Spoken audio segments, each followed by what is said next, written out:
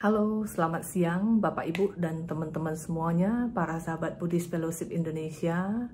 Selamat siang, apa kabar? Salam sehat dan salam sejahtera buat kita semuanya. Saya Leni, Presiden dari Buddhist Fellowship Indonesia, mengucapkan selamat datang dan selamat bergabung di channel YouTube Live-nya Buddhist Fellowship Indonesia. Sebelum kita mendengarkan sharing dari tamu spesial kita, ya, tadi barusan kita ada melihat satu buah video, yaitu video tentang pintu belajar. Pintu belajar dan Buddhist Fellowship Indonesia didirikan oleh founder kami, Ibu Lilian Halim, dan saat ini pintu belajar telah memberikan beasiswa kepada kurang lebih 500 anak-anak Indonesia dari kalangan prasejahtera, mulai dari tingkat PAUD, sekolah dasar, sekolah menengah, tingkat universitas di S1, S2, maupun S3. Dan saat ini sudah ada puluhan anak-anak asuh pintu belajar yang telah lulus sarjana dan saat ini sudah bekerja di masyarakat dan sudah bisa memperbaiki kesejahteraan keluarga mereka. Terima kasih kepada ibu-ibu Buddhist Fellowship Indonesia, founder kami, Ibu Lilian Halim, dan para donatur lainnya atas support kepada pintu belajar selama ini. Ya, kepada Bapak, Ibu, dan teman-teman semuanya, para sahabat Buddhist Fellowship Indonesia yang tergerak hatinya untuk mensupport program charity dari Buddhist Fellowship Indonesia, Pintu Belajar, nanti bisa menghubungi sekretariat untuk informasi lebih lanjut. Mudah-mudahan ke depannya pintu belajar bisa membantu lebih banyak lagi anak-anak Indonesia dari kalangan prasejahtera sehingga bisa mencerdaskan anak bangsa, dan mudah-mudahan anak-anak asuh pintu belajar selain bermanfaat dan berkontribusi untuk kesejahteraan keluarga mereka, nantinya juga bisa bermanfaat dan berkontribusi untuk masyarakat Indonesia dan membanggakan bangsa dan negara tercinta kita, Indonesia. Sebelum masuk ke sesi sharing, marilah kita semuanya meluangkan waktu sejenak untuk berdoa sebagai ucapan puji syukur kita kepada Tuhan Yang Maha Esa dan Sang Tiratana, karena saat ini kita masih dapat berkumpul dalam keadaan sehat, walaupun secara virtual. Kita dapat berkumpul di siang hari yang berbahagia ini untuk nanti kita sama-sama belajar pengetahuan dari narasumber kita. Marilah kita berdoa sesuai dengan agama dan keyakinan kita masing-masing. Namo tassa bhagavato arahato sama sambuddhassa. Namo tassa bhagavato arahato sama sambuddhassa. Namo tassa bhagavato arahato sama sambuddhassa. Marilah kita lanjutkan dengan membacakan dan merenungkan core value dari Buddhist Fellowship Indonesia, supaya nilai-nilai tersebut dapat kita praktekkan dan amalkan dalam kehidupan kita sehari-hari. Sebagai Kalayanamita Buddhist Fellowship Indonesia, kami bertekad untuk menjalankan nilai-nilai berikut. 1. Respek, penuh hormat kepada Sang Tiratana, mereka yang lebih tua, guru, teman sedama, dan semua makhluk hidup demi tercapainya hubungan yang sehat dan harmonis.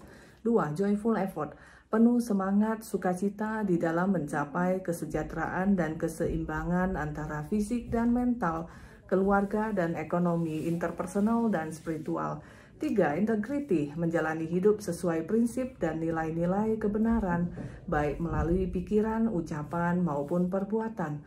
Service, tidak mementingkan diri sendiri, melayani dengan tulus ikhlas dan sepenuh hati, demi kebahagiaan dan kesejahteraan semua makhluk. 5. Compassion, mengembangkan kebajikan dan welas asih terhadap sesama di dalam menjalani kehidupan yang tidak merugikan siapapun. 6. Learning, terus belajar dan meningkatkan kualitas diri, baik secara pengertian maupun praktek dhamma, demi kemajuan spiritual hingga tercapainya pembebasan sejati. 7. Self-reflection, melakukan introspeksi diri. mengembangkan kesadaran dan kebijaksanaan, penuh rasa syukur di dalam menjalani kehidupan yang penuh makna. 8. Faith, mengembangkan pandangan benar serta keyakinan yang kokoh untuk terus hidup sesuai dengan Buddha Dharma. Selamat siang, Bapak Ibu dan teman-teman semuanya, para sahabat Buddhist Fellowship Indonesia. Namo Buddhaya. Salam sehat dan salam sejahtera buat kita semuanya. Hari ini kita sangat beruntung sekali dan sangat berbahagia sekali karena kedatangan seorang tamu istimewa, seorang guru yang kita hormati, yang mulia, Biku Abhijanto. Ya, dan saat ini beliau sudah hadir. Ya, kita sapa terlebih dahulu. Selamat siang, Bante. Namo Buddhaya. Selamat siang, Namo Buddhaya. Ya, apa kabar, Bante? Sehat? Saya kabar baik, ya sehat. Ya, oke. Ya, saat ini Bante lagi berada di mana? Saat ini saya sedang di Medan. Oh, Ya, ya. Oke. Di vihara mana, Bante? di salah satu wisma untuk biku. Oke, ya Ya, baik. Ya, terima kasih Yang Mulia Biku Abhijato yang telah meluangkan waktu yang sangat berharga untuk berbagi pengetahuan Dhamma kepada kita semua. Dan hari ini topik Dhamma sharing kita adalah 31 alam kehidupan. Saya rasa Bapak Ibu dan teman-teman semuanya, para sahabat Buddhist Fellowship Indonesia, sudah pernah mendengar ya, ada alam-alam lain selain alam manusia. Nah, hari ini kita beruntung sekali, nanti kita akan mendapat pengetahuan dan pembaharan Dharma dari Yang Mulia Biku Abhijato, supaya kita lebih paham lagi tentang 31 alam kehidupan. Ya, baiklah Bapak Ibu dan teman-teman semuanya, eh, sebelum masuk ke sesi sharing, ya, izinkan saya terlebih dahulu untuk membacakan sedikit profil dari Yang Mulia Biku Abhijato. Yang Mulia Biku Abhijato, beliau ditakbiskan menjadi samanera di Wihara Mendut pada tahun 2015 oleh Upajaya Yang Mulia Biku Sri Panyawaro Mahatera, dan kemudian ditakbiskan menjadi biku di Vihara Jakarta Dhamma Cakajaya pada tahun 2017 oleh Upajaya Yang Mulia Biku Sukemo Mahatera. Yang Mulia Biku Abhijato aktif membabarkan Dhamma di berbagai penjuru wilayah Nusantara Indonesia, baik secara offline maupun online. Ya. Sekian berikut sedikit riwayat dari Yang Mulia Biku Abhijato. Ya. Baiklah, Bapak, Ibu, dan teman-teman semuanya, tentu sudah sangat ingin mendengarkan pembabaran Dharma, wejangan Dhamma dari Yang Mulia Biku Abhijato tentang 31 alam kehidupan. Nah, setelah Yang Mulia Bante memberikan wejangan Dhamma, setelah selesai, nanti ada sesi tanya-jawab. Nanti saya akan membacakan pertanyaan-pertanyaan dari para umat ya. Oke, terima kasih. Baiklah, kita undang dan kita persilakan Yang Mulia Biku Abhijato untuk memberikan wejangan Dhamma yang sangat berharga kepada kita semua. Waktu dan tempat kita persilakan. Bante, terima kasih yang Anumodana. ya mari kita buka pelajaran Dhamma kita hari ini dengan memberi pujian tertinggi kepada Sang Buddha. Namo tassa bhagavato arahato sama sambuddhassa. Namo tassa bhagavato arahato sama sambuddhassa. Namo tassa bhagavato arahato sama sambuddhassa. Kalena dhamma sakaca eta manggala mutamanti. yang sangat saya muliakan, Buddha, Dhamma, dan Sangha, serta seluruh pendengar yang ikut mendengarkan ceramah Dhamma. Selamat sore, Sotihotu, Namo Buddhaya. Ya Bapak Ibu, Saudara-saudari yang hari ini ikut mendengarkan ceramah Dhamma Desana kita hari ini mengenai 31 alam kehidupan yang diselenggarakan oleh Buddhist Fellowship Indonesia, merupakan topik yang sangat-sangat penting untuk kita semua. Bapak Ibu Saudara, hari ini kita akan belajar alam-alam kehidupan dan juga bagaimana manfaat besarnya untuk kita dalam mempraktikkan Dhamma dan juga dalam mencapai kebahagiaan. Juga untuk menghindari penderitaan. Jadi pengetahuan ini sungguh menjadi pendukung untuk kita dalam praktik Dhamma. Bapak Ibu Saudara, topik kita 31 alam kehidupan. Namun tentu 31 itu angka yang cukup besar. Sehingga saya akan memulai dengan memperkenalkan ada 5 tujuan kelahiran makhluk yang belum mencapai Nibbana. 5 tujuan kelahiran ini dalam bahasa Pali disebut gati. Nah, apakah yang 5 itu? Yang 5 itu adalah yang paling rendah adalah gati neraka. Atau dalam bahasa Palinya adalah niraya. Yang kedua adalah alam binatang, tiracana. Yang ketiga adalah alam peta. Yang keempat adalah alam manusia. Yang kelima adalah alam dewa. Jadi ada 5 tujuan kelahiran kita yang dijelaskan oleh Sang Buddha. Alam neraka, alam binatang, alam peta, alam manusia, dan alam dewa.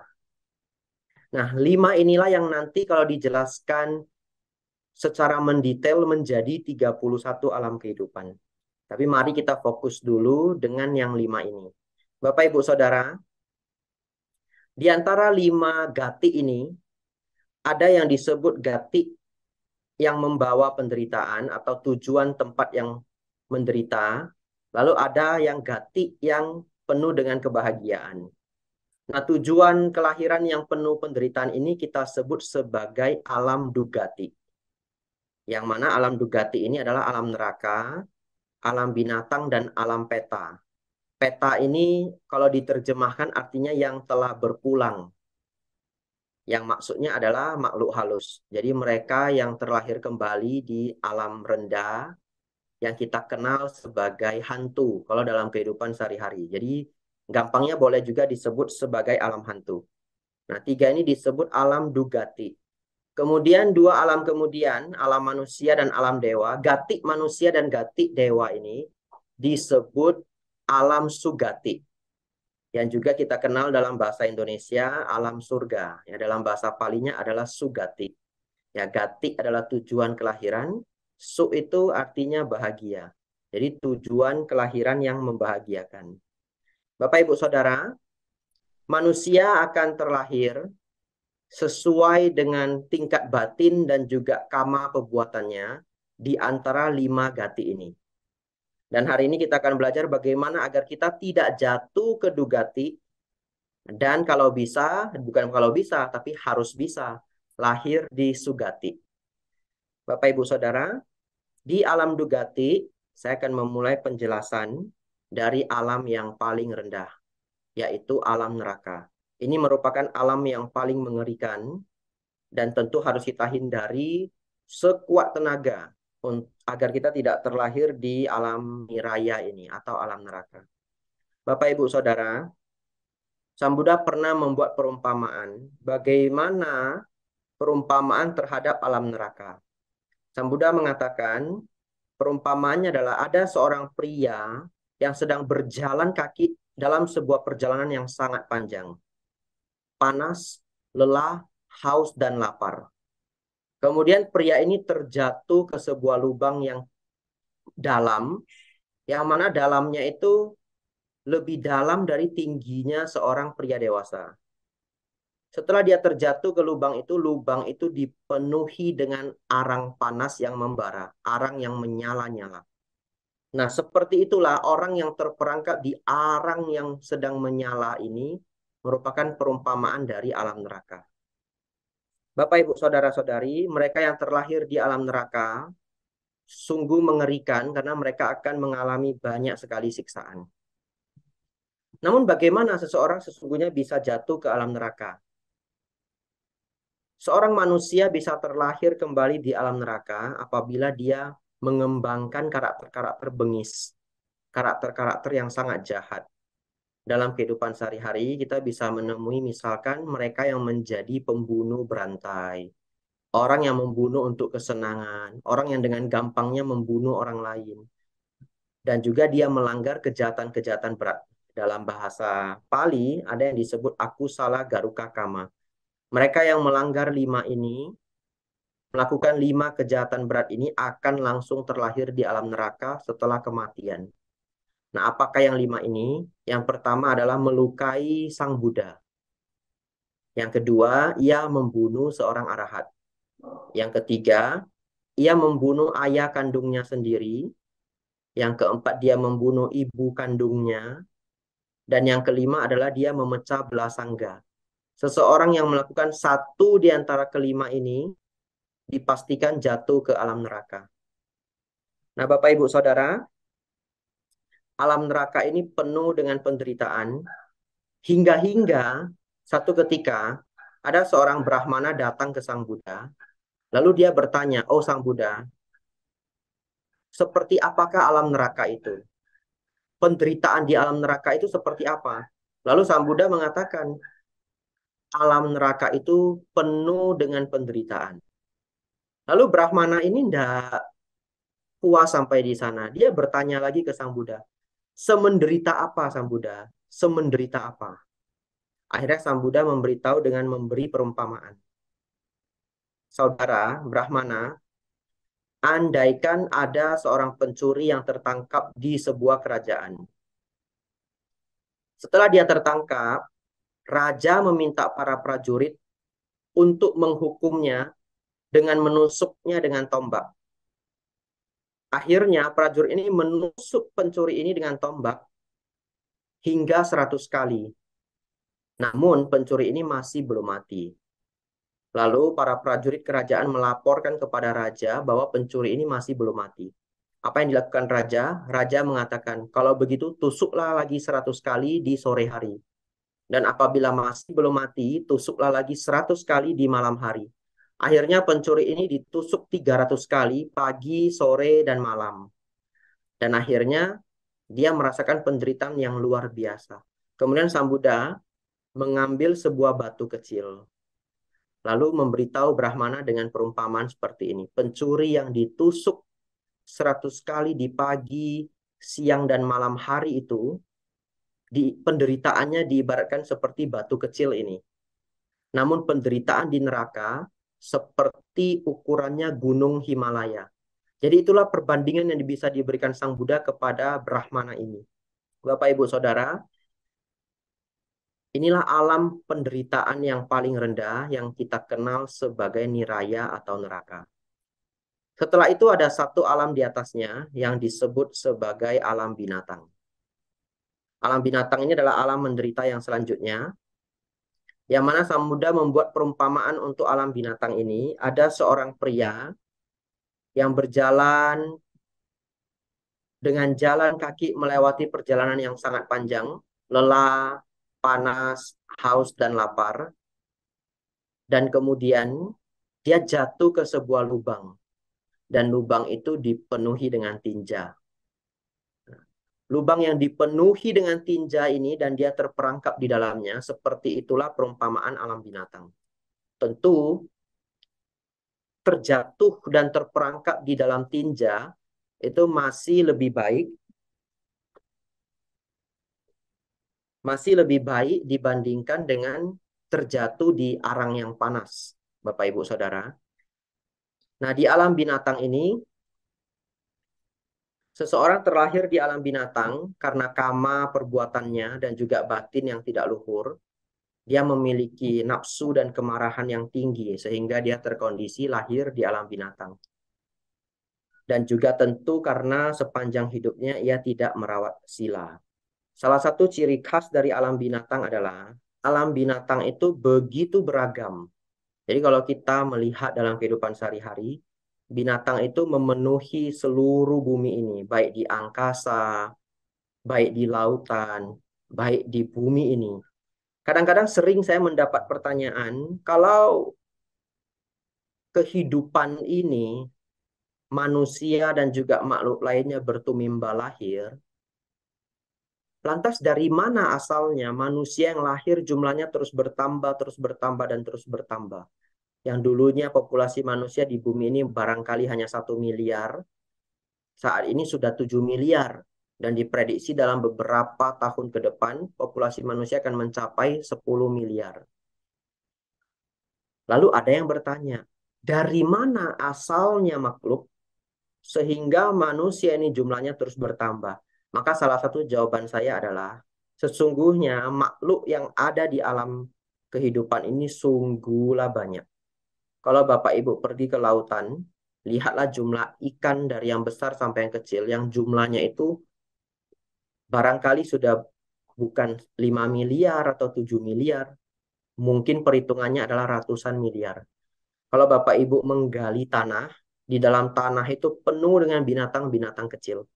Jadi sesungguhnya makhluk hidup yang ada di alam semesta ini jumlahnya sungguhlah banyak. Bapak Ibu Saudara, alam binatang ini jugalah merupakan alam dugati atau alam menderita, yang mana kita kenal dengan dua alam yang tidak bisa menerima dhamma. Jadi ada dua alam yang tidak bisa menerima dhamma, yaitu alam neraka dan alam binatang. Kalau Bapak Ibu mengajarkan dhamma kepada binatang, tentu dia tidak bisa memahami apa yang kita pahami, ya. Jadi dua alam ini adalah dua alam terburuk di dalam 5 gati, karena seseorang tidak lagi bisa belajar dhamma. Alam selanjutnya adalah alam peta atau alam binatang. Maaf, alam selanjutnya adalah alam peta atau alam hantu. Kata peta itu sesungguhnya artinya adalah yang telah berpulang. Kenapa disebut yang telah berpulang? Nah, satu ketika Sang Buddha pernah bertanya kepada para muridnya. Beliau bertanya kepada muridnya, apakah jumlah pasir yang ada di seluruh bumi ini dibandingkan dengan pasir yang ada di kuku, yang masuk ke kuku kita, jumlahnya yang mana yang lebih banyak? Lalu para muridnya menjawab, tentu pasir yang ada di seluruh bumi ini jumlahnya lebih banyak. Lalu Sang Buddha mengatakan, seperti itulah pula. Makhluk yang ada di alam menderita itu jumlahnya jauh lebih banyak dibandingkan makhluk yang ada di alam bahagia. Perbandingannya adalah seperti pasir yang ada di seluruh bumi ini dibandingkan dengan pasir yang ada di kuku. Bapak, Ibu, Saudara, memahami ini, mengapa kata alam peta itu artinya makhluk yang telah berpulang? Sesungguhnya karena kebanyakan makhluk hidup, bahkan yang saat ini terlahir sebagai manusia, ataupun para dewa, kelahiran sebagai manusia dan dewa itu sungguhlah singkat. Yang apabila kalau seseorang tidak merawat sila dengan baik, akhirnya dia akan jatuh kembali ke salah satunya adalah alam peta atau alam hantu. Jadi alam hantu ini seperti alam yang paling sering dikunjungi atau terlahir oleh seorang makhluk, apalagi mereka yang tidak belajar dhamma. Bapak, Ibu, Saudara, Sang Buddha pernah memberi perumpamaan mengenai alam peta ini. Bagaimanakah alam peta itu? Sang Buddha mengatakan ada seorang pria. Pria ini berjalan di sebuah perjalanan yang jauh, panas, lelah, haus, dan lapar. Kemudian dalam keadaan yang sangat terik, dia menemukan sebuah pohon kecil yang daunnya jarang. Lalu akhirnya dia duduk di bawah pohon kecil ini. Namun tentu karena pohon ini begitu kecil, ya, tidak sanggup untuk melindungi dirinya dari terik matahari. Namun demikian pun dia duduk di bawah pohon tersebut.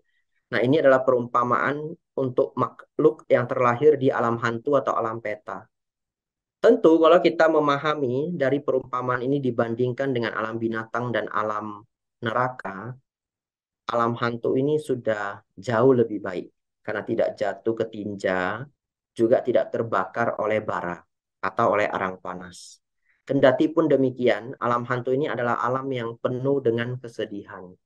Pertanyaannya adalah, bagaimana seseorang bisa terlahir di alam hantu sebenarnya? Jadi seseorang itu bisa terlahir di alam hantu itu tentu karena tidak merawat sila, namun ada dua ciri khas makhluk yang terlahir di alam hantu. Yang pertama adalah makhluk yang terlahir di alam hantu itu tidak suka berbuat baik. Mereka tidak suka berdana. Jadi kalaupun mereka punya banyak dan ada orang yang perlu dibantu, mereka tidak suka untuk berdana atau membantu. Mungkin Bapak Ibu pernah ketemu orang-orang seperti ini dalam kehidupan sehari-hari. Dia berkecukupan, bahkan dia bisa dikatakan kaya raya. Tapi misalkan menyumbang panti asuhan atau panti jompo sedikit pun tidak mau. Menyumbang kepada tempat ibadah sedikit pun tidak mau. Dan bahkan kalau temannya sakit atau keluarga dekat atau keluarga jauhnya sakit, ya dia tidak membantu. Diminta pun belum tentu diberikan. Padahal dia berkecukupan. Nah, sifat ini dapat menjadikan seseorang terlahir di alam hantu. Kenapa? Karena pelan-pelan karma baiknya habis. Terlahir sebagai manusia, setiap harinya kita makan, ya kita menikmati fasilitas dalam kehidupan kita ini, semuanya itu menghabiskan bekal karma baik kita. Tentu bagi sebagai seorang bijaksana, kalau Bapak Ibu menggunakan banyak karma baik dalam keseharian, Bapak Ibu tanam kembali karma baik baru. Sehingga karma baik yang sudah terpakai itu ya tidak habis seperti itu. Nah, mereka para makhluk yang tidak mau berbuat baik, karma baiknya menjadi berkurang ya. Karena minimnya karma baik ini salah satunya terkondisi lahir di alam hantu. Sifat kedua dari makhluk peta ini adalah penuh dengan kemelekatan. Bagaimana bisa penuh dengan kemelekatan ya? Itu karena mereka tidak belajar bahwa segala sesuatu di dalam kehidupan kita ini bersifat anicca. Satu ketika akan terurai, tidak ada yang kekal. Bahkan kalau kita melihat jembatan yang sebegitu kuat, terbuat dari besi, satu ketika akan berkarat, dan juga bisa runtuh, bisa roboh. Jadi bahkan besi yang begitu kuat pun setelah ratusan tahun juga akan terurai. Nah, tidak memahami ini, seseorang menjadi begitu melekat pada apa yang dimiliki. Misalkan, dia memiliki rumah yang indah, yang dia beli sendiri dengan susah payah, yang dia dari tabungannya selama belasan tahun. Setelah dia memiliki rumah tersebut, dia melekat semelekat-melekatnya dengan rumah tersebut. Tinggal di rumah tersebut sampai hari tua. Setelah dia meninggal, dia pun belum rela meninggalkan rumah tersebut. Akhirnya kita kenal sebagai makhluk yang menggentayangi rumah tersebut. Itulah sebabnya seringnya dalam masyarakat, dalam kehidupan sehari-hari, ada orang yang mengatakan bahwa rumahnya itu seperti ada makhluk yang menggentayangi. Dan apabila ada orang yang sanggup berkomunikasi dengan makhluk tersebut, tidak jarang makhluk tersebut adalah penghuni sebelumnya. Nah, oleh karena kurangnya kebajikan dan juga tingginya kemelekatan, seseorang bisa terlahir di alam hantu. Bapak, Ibu, Saudara, saya sudah menjelaskan sejauh ini 3 gati, ya. Alam neraka, alam binatang, kemudian alam hantu. Selanjutnya saya akan menjelaskan alam kita sendiri, yaitu alam manusia. Alam manusia ini salah satu yang paling spesial, ya. Kenapa kita sebut spesial?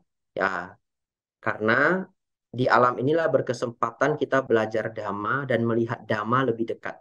Nanti akan saya jelaskan apa maksudnya melihat dhamma dengan lebih dekat. Bapak, Ibu, Saudara, manusia itu berasal dari 2 kata, yaitu mano dan usa. Mano itu artinya pikiran atau batin, usa artinya unggul. Jadi manusia itu adalah makhluk yang unggul secara unggul dari sisi batin, unggul dari sisi pikiran.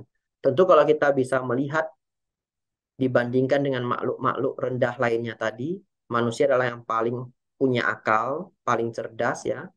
Terlebih lagi kalau di bumi ini tempat kita tinggal, kita bisa membandingkannya dengan para binatang. Bapak, Ibu, Saudara, namun sungguh-sungguh sulit terlahir sebagai manusia. Sehingga dalam kesempatan Dhammadesana saya sore hari ini, ingin saya ingatkan Bapak Ibu Saudara bahwa kesempatan terlahir sebagai manusia ini sungguh luar biasa. Seberapa sulit seseorang terlahir sebagai manusia? Sang Buddha memberi perumpamaan. Bayangkan di lautan yang luas itu, ada seekor kura-kura yang buta, yang hanya setiap 100 tahun sekali, dia mengeluarkan kepalanya untuk mengambil nafas, ya, atau untuk melihat keadaan di luar sana. Dan di lautan yang luas tadi itu, ada sepotong kayu yang memiliki bulatan di tengahnya. Satu ketika, yang mana kura-kura tersebut hanya muncul 100 tahun sekali, 100 tahun sekali dan 100 tahun sekali. Namun satu ketika, kura-kura ini ketika mengeluarkan kepalanya dari lautan, dari perairan, kepalanya itu bisa tepat masuk ke dalam lubang yang ada di kayu yang melayang-layang di lautan. Tentu kalau kita pahami perumpamaan itu, kesempatan kura-kura itu bisa pas di tengah lubangnya kayu itu seperti hampir tidak mungkin. Kesempatan yang sangat kecil, apalagi kita tahu bahwa lautan itu luasnya luar biasa luas. Seperti itu halnya kelahiran manusia. Bisa terlahir sebagai manusia itu sungguh sulit. Oleh karena itu, setelah kita terlahir sebagai manusia, kita perlu memanfaatkannya dengan baik. Namun bagaimana keadaan alam manusia ini? Apakah menderita? Apakah bahagia? Nah, Sang Buddha memberi perumpamaan, ada seorang pria yang melakukan perjalanan jauh, panas, lelah, dan lapar, juga penuh dengan kehausan. Kemudian pria ini menemukan sebatang pohon besar yang rindang. Lalu kemudian dia beristirahat di bawah pohon besar yang rindang ini. Nah, seperti itulah ya, beristirahat di bawah pohon besar yang rindang. Seperti itulah kehidupan manusia.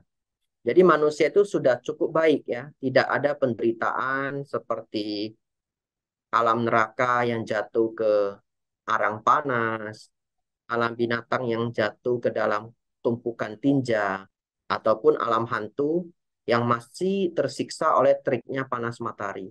Manusia itu sudah beristirahat di bawah pohon yang rindang. Oleh karena itu, Bapak Ibu Saudara, apabila kita memahami bahwa kelahiran kita sebagai manusia ini sudah merupakan alam yang baik, maka kita perlu bersyukur dan memanfaatkannya dengan baik. Bapak Ibu Saudara, di alam manusia ini kita bisa melihat Dhamma secara lebih dekat. Mengapa? Karena kebahagiaan dan penderitaan datang silih berganti. Sang Buddha pernah mengatakan, barang siapa melihat duka, dia melihat Dhamma. Dan juga terlahir sebagai manusia, kita juga punya cukup akal budi untuk memahami ajaran Sang Buddha yang mendalam ini. Nah, memiliki kesempatan ini, kitalah manusia yang punya kesempatan memahami Dhamma dengan baik, sehingga kita bisa terlahir di alam yang lebih tinggi.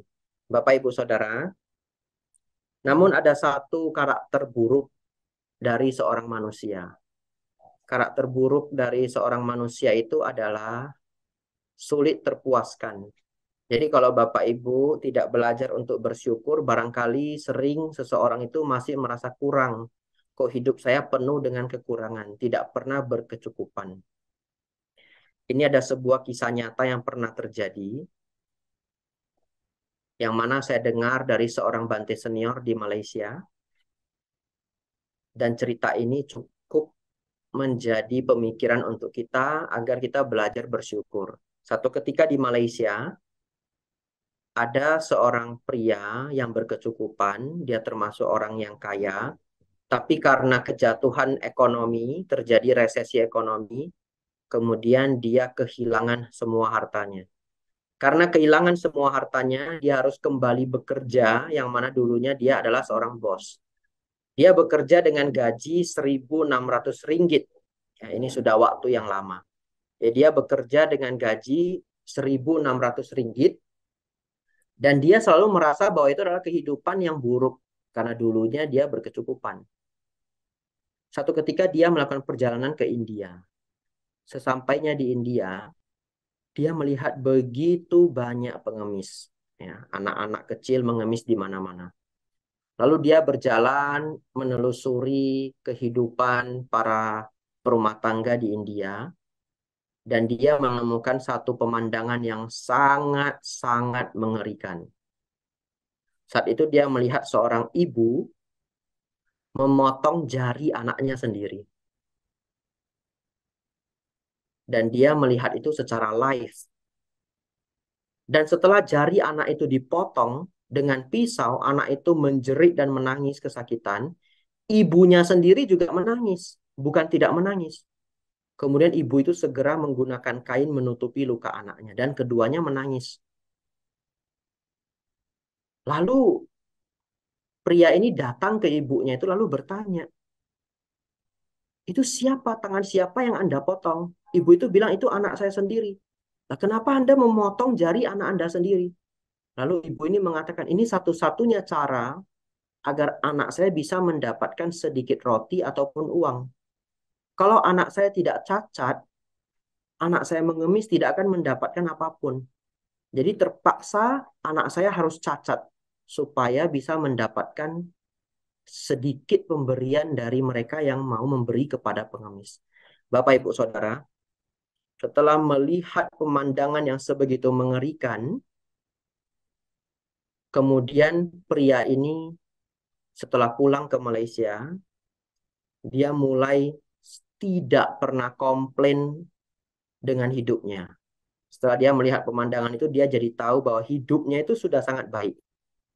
Karena ada orang di luar sana yang hidupnya benar-benar buruk, sampai-sampai anak sendiri pun jarinya harus dipotong.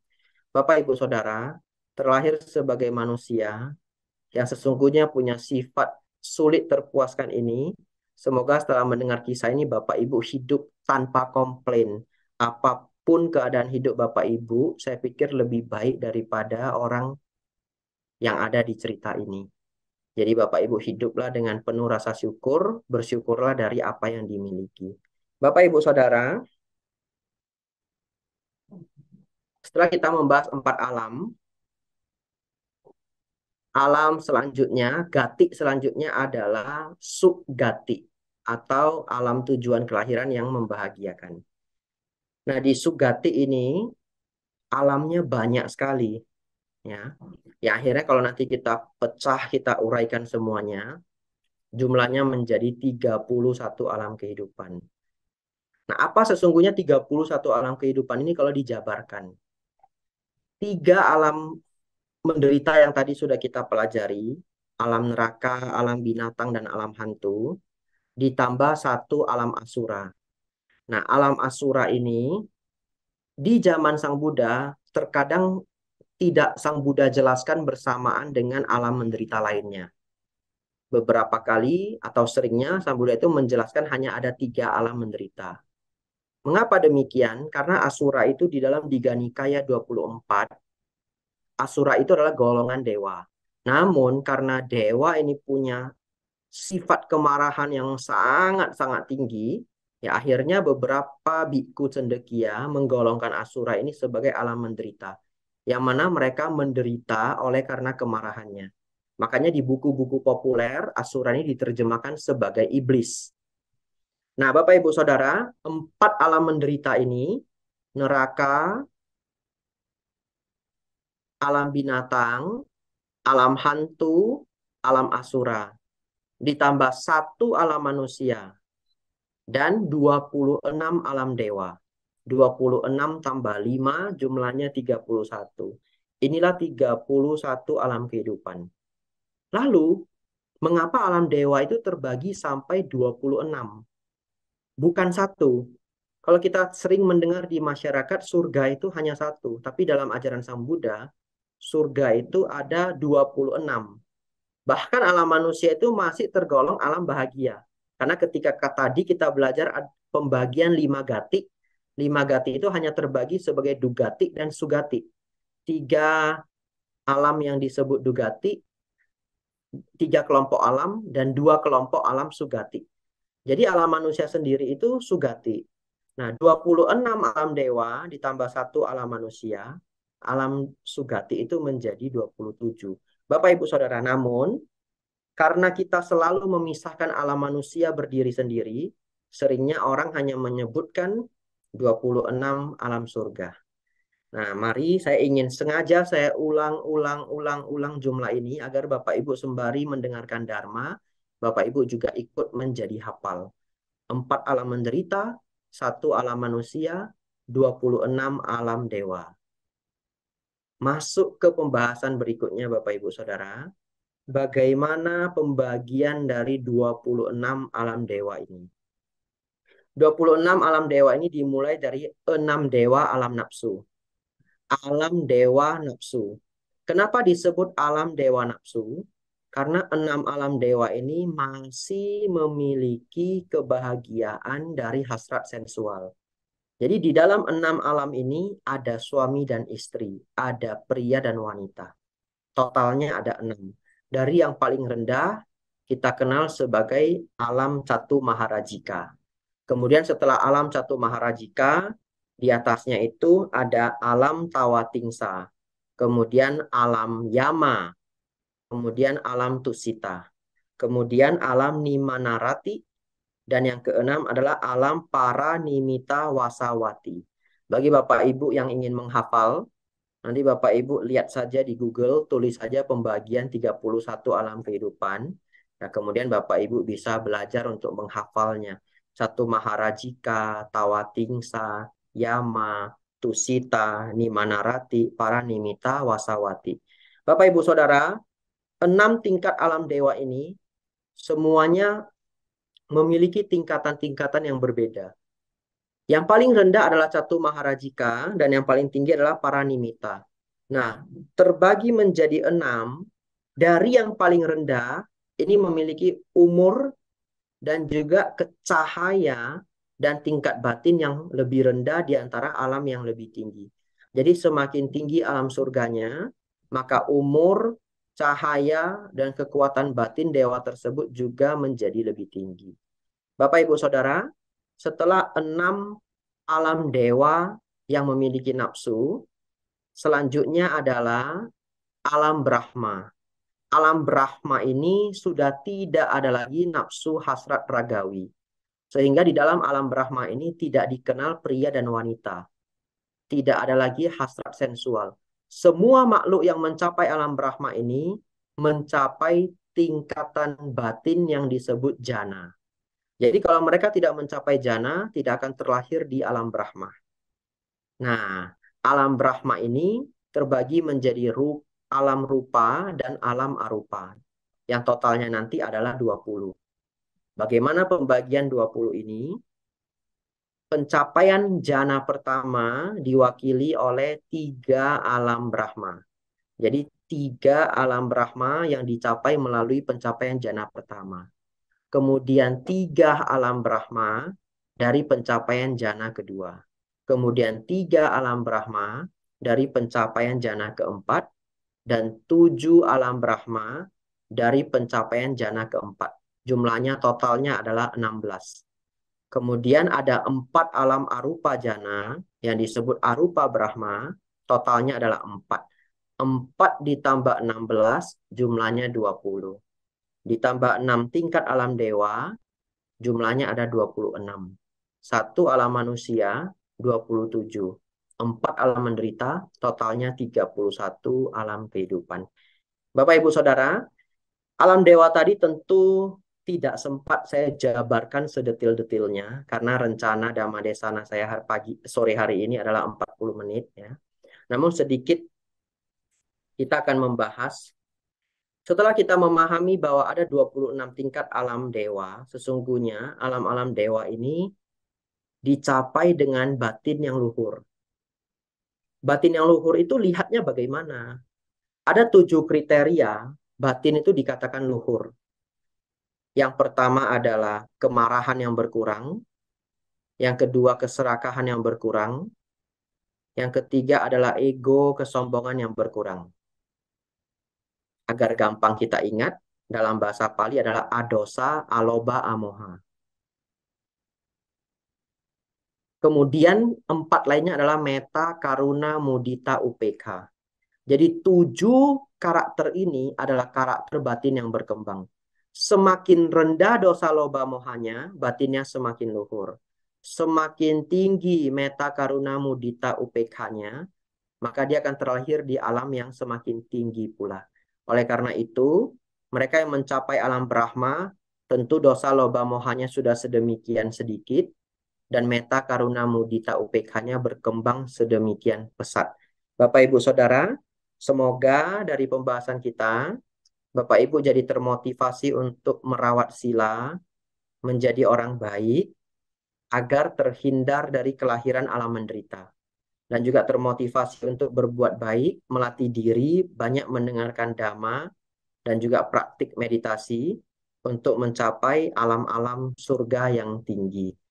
Demikianlah Bapak Ibu penguraian 31 alam kehidupan.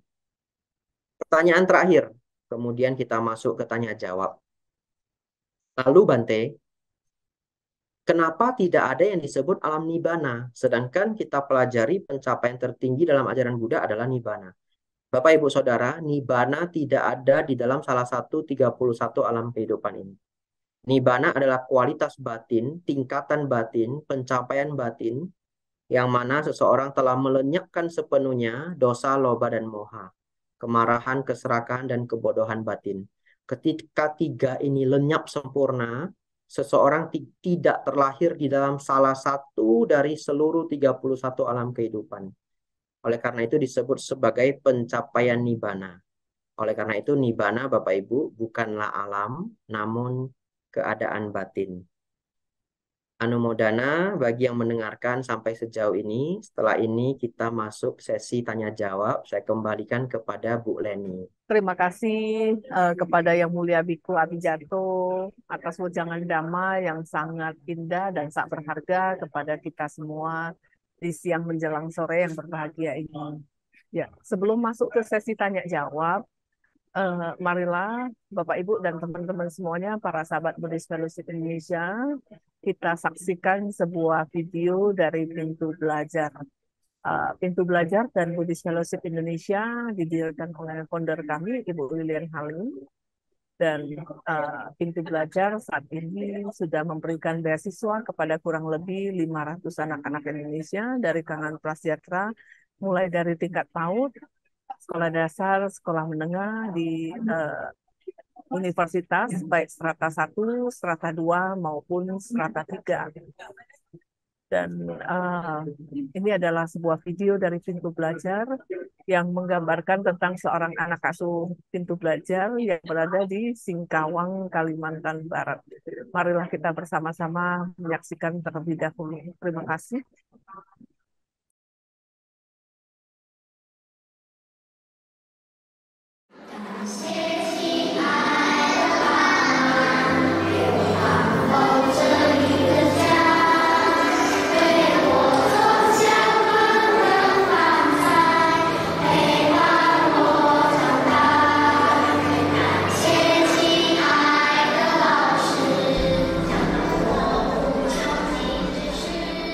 Nama saya Apan, saya berumur 10 tahun, kelas 4 SD Asoka. Dan di samping saya ada adik saya yang berumur 5 tahun. Saya biasa pergi sekolah sendiri jalan kaki. Mata pelajaran saya paling suka IPA. Wes pulang sekolah saya biasa main, kalau sudah sore Mama suruh bantu jual jinton, saya bantu dia jual jinton. Setiap hari Minggu saya ke Viara, kebaktian.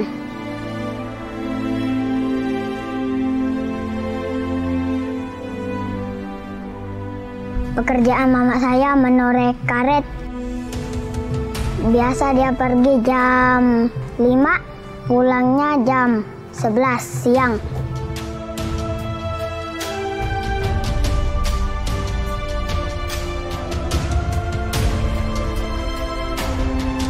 Kalau mama kerja, biasa saya menjaga dedek, ajak dia main gitu. Bapak biasa kerja bangunan. Kalau sekarang dia nggak kerja karena sakit pinggul. Dia sakit sudah 1 tahun. Cita-cita saya menjadi pemain bola. Harapan saya buat sembuhkan Bapak.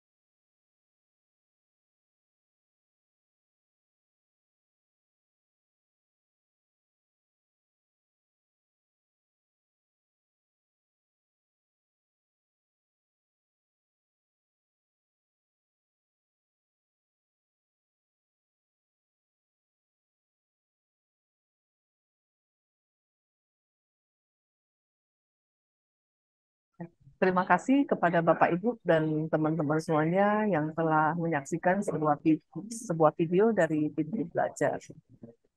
Terima kasih juga kepada Ibu-Ibu Buddhist Fellowship Indonesia, founder kami Ibu Lilian Halim, dan semua donatur yang telah mensupport program Pintu Belajar Buddhist Fellowship Indonesia. Dan saat ini sudah ada puluhan anak-anak Pintu Belajar yang telah lulus sarjana dan telah bekerja dan sudah bisa memperbaiki kesejahteraan keluarga mereka. Semoga ke depan lebih banyak lagi anak-anak Indonesia dari kalangan prasejahtera yang bisa dibantu pendidikannya oleh Pintu Belajar. Dan semoga anak-anak Pintu Belajar nantinya bisa bermanfaat untuk keluarga, masyarakat, bangsa, dan negara Indonesia kita yang tercinta.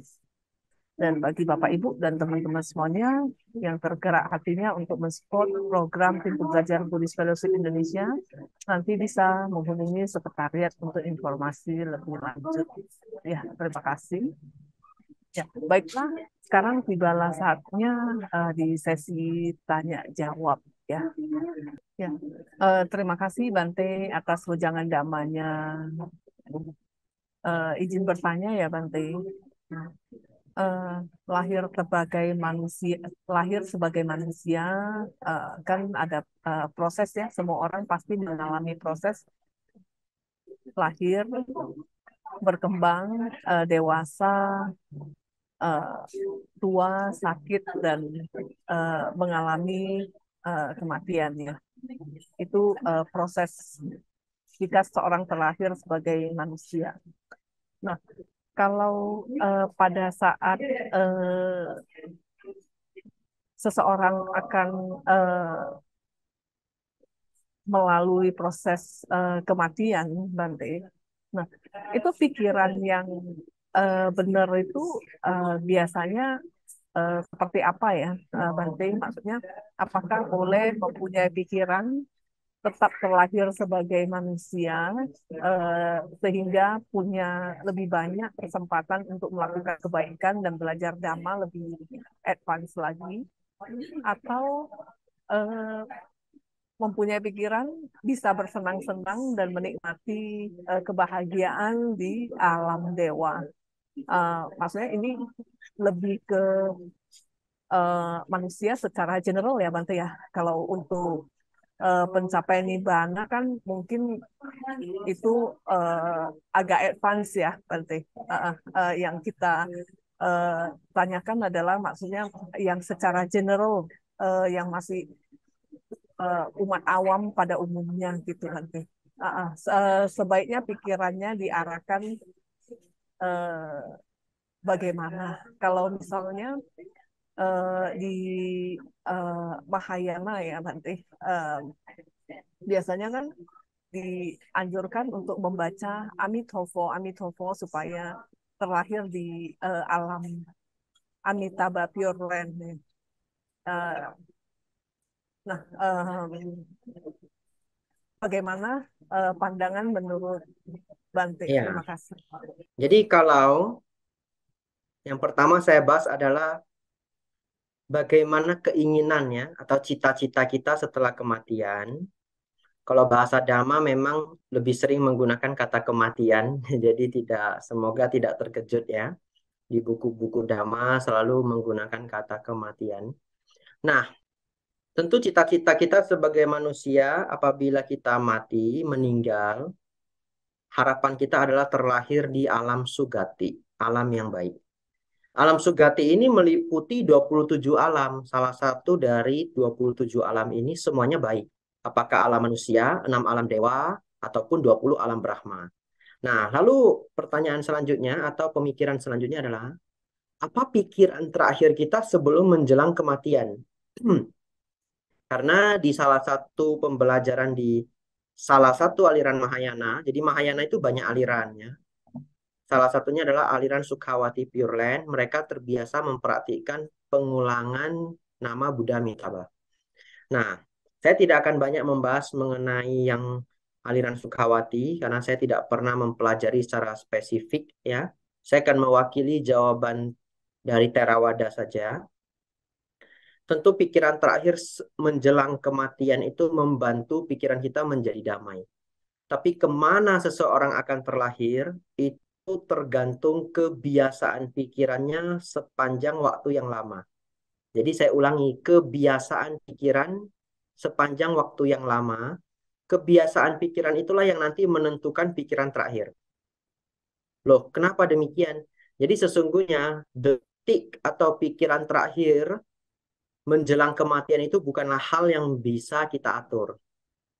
Karena nanti sebegitu lemahnya kesadaran kita menjelang kematian, pikiran kita itu akan pergi ke sana kemari dengan begitu liar. Akhirnya dia akan mengikuti kebiasaan pikiran kita. Saya beri contoh. Setiap malam kita hendak tidur, barangkali pikiran terakhir kita sebelum terlelap itu akan memicu mimpi apa yang akan muncul. Tapi kalau kita sebelum tidur pun mengulang-ulang, saya mau jalan-jalan ke Tokyo, ke Tokyo, ke Tokyo, ke Tokyo, ke Tokyo, hingga 10 menit, kemudian tertidur, pertanyaan saya, bisa enggak mimpi ke Tokyo? Sangat jarang terjadi. Sangat jarang terjadi. Kadang-kadang malah mimpinya mimpi hantu ya, padahal sudah berusaha melafalkan mau ke Tokyo, mau ke Tokyo, mau ke Tokyo, begitu. Nah, kadangkala misalkan orang yang sedang jatuh cinta, dia ingin mimpi ketemu orang yang dicintai, tapi dalam mimpi yang nggak bisa request seperti yang dia inginkan. Mimpi saja kita nggak bisa mengatur, apalagi pikiran terakhir menjelang kematian. Jadi yang bisa kita lakukan adalah bagaimana membiasakan pikiran ke arah yang baik. Sehingga secara alamiahnya, pikiran terakhir menjelang kematian itu adalah pikiran yang baik. Bagaimana caranya? Merawat sila, senang berdana, senang mendengarkan dhamma, lalu praktik meditasi apabila berkesempatan dan memahami. Oleh karena itu ketika kita mengambil sila dari para biku mengatakan apa? Silena sugating yanti. Dengan merawat sila, seseorang mencapai alam surga. Jadi itulah rumusnya. Jadi kalau seseorang ingin terlahir di alam bahagia, rawatlah sila, lalu banyak berdana. Berdana itu artinya berbuat baik ya, bisa dalam bentuk uang, tenaga, perhatian, memberi nasihat, bahkan memberi dharma ini juga berdana. Sang Buddha mengatakan dana damang dana jinati, pemberian dharma adalah yang tertinggi. Jadi hari ini semua yang berkumpul ya, Cileni dan juga teman-teman yang lain dari Pintu Belajar, di sini ada Mas Lilik ya. Semua ini kita sedang berdana dhamma. Kita sedang memberikan dharma kepada halayak luas. Nah, jadi satu tambahan ya untuk menutupi pertanyaan ini. Sang Buddha mengatakan seseorang yang memiliki sada yang penuh, sada kepada Sang Tiratana, merawat sila dengan baik, dan memiliki pandangan benar. 3 syarat itu. Memiliki sada kepada Sang Tiratana, merawat sila dengan baik, dan memiliki pandangan benar, ia tidak akan terlahir di alam menderita. Ini adalah syair di dalam sutta. Jadi ini rumusnya. Bapak Ibu kembangkanlah sada kepada Sang Tiratana, merawat sila dengan baik, dan belajar dhamma. Karena dengan belajar dhamma, pandangan benar akan terbentuk, kita tidak akan terlahir di alam rendah. Lalu yang kemudian, Sang Buddha juga memotivasi kita untuk mencapai kesucian, Sotapanna, Sakadagami, Anagami, dan Arahat. Jika kita terlahir di alam, jika kita mencapai kesucian tingkat Sotapanna, maka tidak ada lagi kelahiran rendah bagi kita. Paling maksimal kita hanya menjalani 7 kehidupan, setelah itu kita mencapai Nibbana. Paling maksimalnya. Jadi memang tadi juga ketika Cileni bertanya, kita tidak membahas Nibbana yang sebegitu advance, tapi setidaknya umat Buddha itu perlu termotivasi untuk mencapai Sotapanna. Jadi pencapaian Sotapanna itu adalah target yang baik untuk kita semua, setidak-tidaknya mencapai Sotapanna. Ya, terima kasih untuk pertanyaan pertamanya. Terima kasih Bante. Tadi Bante ada membahas sedikit tentang tingkat kesucian Sotapanya ya. Nah, mungkin Bante bisa menguraikan sedikit tentang tingkatan kesucian tersebut. Terima kasih. Baik, saya akan berusaha menjelaskan secara sederhana, karena kalau membahas lengkap ini menjadi satu sesi Dhamma kelas yang baru, ya. Perlu 1 jam untuk menjelaskan mengenai kesucian secara mendetail. Tapi nanti, ini sudah menjelang bulan 5, nanti di bulan 5 akan banyak SPD di berbagai wihara. Jadi Bapak Ibu Saudara nanti di bulan 5 di salah satu SPD saya akan banyak menjelaskan mengenai kesucian. Ya, semoga nanti para pendengar mengikuti di sesi-sesi Dhamma selanjutnya, mungkin tidak di channel ini, tapi di channel wihara-wihara yang lain. Baik, tapi mari kita pahami sedikit bagaimana mengenai pencapaian kesucian Sotapanna. Jadi kesucian itu dibagi Sang Buddha menjadi 4. Sotapanna, Sakadagami, Anagami, dan Arahat. Orang yang mencapai kesucian ini maksudnya apa? Jadi yang menghalangi kita mencapai arahat, totalnya ada 10 belenggu. Ya, 10 belenggu ini menjadi penghalang kita mencapai arahat. Kalau bagi siapapun yang melenyapkan 3 belenggu yang pertama, dia mencapai Sotapanna. Ya, ini adalah pernyataan Sang Buddha di dalam Majjhima Nikaya. Nah, spesifik hari ini kita belajar bagaimana seseorang mencapai Sotapanna. Sang Buddha mengatakan, ketika melenyapkan 3 belenggu yang pertama, ia disebut seorang penakluk arus atau masuk ke dalam arus Dhamma, disebut Sotapanna. Apa 3 belenggu itu? Yang pertama adalah pandangan salah. Ya, dia memiliki keraguan, wicikica, yang muncul dari micaditi. Ya, jadi yang pertama adalah keraguan, wicikica ataupun micaditi. Karena tidak punya pandangan benar, muncul keraguan. Belenggu yang pertama adalah secara sederhana pandangan salah. Ya, masih memiliki pandangan salah. Ini belenggu yang pertama. Belenggu yang kedua, sakaya dithi. Pemahaman mengenai diri yang keliru.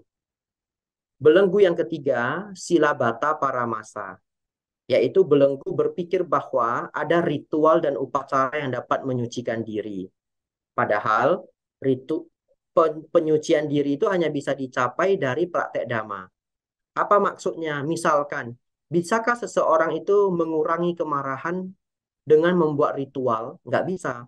Kemarahan itu hanya bisa kita kurangi dengan kita praktek Dhamma, belajar Dhamma, bermeditasi, mengurangi kemelekatan, dan yang lainnya, dan yang lainnya. Kemarahan berkurang dari waktu ke waktu. Nah, Bapak Ibu Saudara, melenyapkan 3 belenggu yang pertama ini disebut pencapaian sotapana. Pandangan salah, pandangan keliru pada aku, yaitu Sakaya Dithi, dan pandangan bahwa upacara dan ritual dapat menyucikan diri, Silabata Paramasa. Secara singkatnya, setelah melenyapkan 3 belenggu ini, seseorang berusaha mengurangi dosa loba moha sampai tahap tertentu, dia mencapai sakadagami. Jika dia melenyapkan 5 belenggu, dia mencapai anagami. Dan apabila dia melenyapkan 10 belenggu, dia disebut seorang arahat. Nah, dalam waktu yang singkat ini, saya hanya membahas detail mengenai sotapana. Ya, jadi ini jawaban mengenai 4 tingkat kesucian. Terima kasih Bante atas Ya, penjelasannya dan uraian damanya yang sangat bermanfaat. Bante, ini ada pertanyaan dari Sisri. Ya, kita persilakan. Ya baik, terima kasih untuk kesempatannya. Nama budaya Bante, nama izin, budaya. izin bertanya ya Bante. Tadi dijelaskan bahwa orang yang terlahir di alam neraka adalah orang yang sangat bengis mungkin dalam kehidupan sehari-harinya ya. Bante, jika seseorang yang telah melakukan pembunuhan, tetapi dia bertobat dengan melakukan banyak perbuatan baik, apakah perbuatan baik yang telah dia lakukan bisa mengkondisikan supaya dia tidak terlahir di alam binatang? Terima Ya, kasih. kalau dia sampai melakukan pembunuhan, maka secara pemahaman Dhamma dia tidak akan bisa kabur dari hukuman neraka. Kalau hanya banyak berdana berbuat baik. Misalkan dia seorang mafia, dan sepanjang dia menjadi mafia, dia sudah membunuh ratusan orang. Lalu setelah dia menjadi sangat kaya raya, karena dia menjadi mafia yang sukses, dia berdana ke wihara, ke orang kecil, ke setiap tempat ibadah, sampai mungkin puluhan miliar, ratusan miliar. Lantas bagaimana karma yang akan dialami oleh seseorang yang sangat jahat ini? Secara hukum Kamawipaka, dia akan menerima kedua karma. Ya, jadi karma pembunuhan yang dia lakukan itu tetap akan dia terima. Ya, dia bisa terlahir di alam rendah, bisa terlahir di alam neraka, dan juga alam-alam menderita lainnya. Tapi kebaikan dia menolong begitu banyak orang dengan uang yang dia miliki, berdana, dan yang lainnya itu tetap akan berbuah. Jadi secara hukum Kamawipaka, kejahatan berbuah, kebaikan pun berbuah. Hanya kejahatan berbuah penderitaan, kebaikan berbuah kebahagiaan. Kecuali, nah ini pakai kata kecuali. Kecuali dia menembus 4 kebenaran mulia. Jadi walaupun dia seorang pembunuh yang membunuh banyak orang, namun dia bisa menembus Dhamma, belajar Dhamma dengan baik, kemudian mencapai tingkat kesucian arahat. Seorang arahat tidak lagi terlahir di alam menderita. Sehingga dia tidak lagi terlahir di alam neraka. Kasus ini sangat sedikit. Ya. Salah satunya adalah Bante Anggulimala. Itu pun beliau bukan orang yang bengis secara niat sendiri. Tapi beliau itu membunuh begitu banyak orang karena ditipu oleh gurunya sendiri. Yang mana kalau dia tidak mengumpulkan jari-jari orang, dia tidak diizinkan untuk belajar di tempat gurunya. Jadi angguli itu artinya jari, mala itu artinya untayan. Seperti bunga mala itu ya, untayan. Jadi Anggulimala itu nickname ya, bukan nama aslinya. Jadi nickname-nya itu adalah untayan jari. Kenapa disebut untayan jari? Karena awal-awalnya dia membunuh beberapa orang, jarinya dia simpan di atas pohon. Tapi jari itu dimakan oleh gagak, karena burung gagak itu sukanya daging. Akhirnya jari yang sudah dia kumpulkan itu dimakan gagak, ya dia nggak habis akal. Selanjutnya jarinya itu dia jahit aja, dia jadiin kalung, dia jaga karena dia anggap tanpa jari itu dia nggak bisa pulang ke tempat belajar gurunya. Nah, belajar dari kasus Bante Anggulimala yang ditipu oleh gurunya menjadi seorang pembunuh, Sang Buddha datang menyelamatkan. Ya, jadi untuk kasus yang sangat jarang terjadi, seorang pembunuh bisa tidak terlahir di alam rendah dengan mencapai tingkat arahat. Ya, itu jawabannya ya. Baik, Bante, terima kasih atas penjelasannya. Ya, Satu sama-sama. pertanyaan terakhir ya, Bante. Ya, Em, Bante, setiap makhluk yang terlahir adalah hasil dari karma masa lampaunya, baik itu manusia atau makhluk lainnya. Jika dalam kelahiran saat ini sebagai manusia dan mempunyai tingkat derajat yang lebih tinggi, apakah dalam kehidupan selanjutnya dia terlahir di alam dewa gitu? Itu mohon kalau penjelasannya. di kelahiran ini dia sudah terlahir sebagai manusia yang derajatnya lebih tinggi. Ya, apakah dia Ya, akan terlahir sebagai dewa di kelahiran berikutnya? iya atau sebaliknya sebelumnya dia terlahir di alam dewa gitu kan. Iya, baik. Jadi jawabannya adalah sesuai perbuatannya di kehidupan ini. Ya, jadi kalaupun dia terlahir sebagai orang yang harkat martabatnya tinggi, hartanya banyak, belum tentu juga dia pasti setelah kehidupan ini terlahir lebih baik. Ya, kalau dia tidak menjaga perbuatan dan juga batinnya, ya dia bisa jatuh ke alam rendah.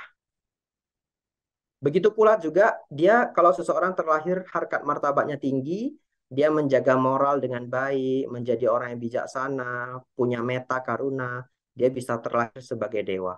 Kesimpulannya, ada 4 jenis kelahiran. Apa yang 4 itu? Dari gelap menuju gelap. Yang kedua, gelap menuju terang.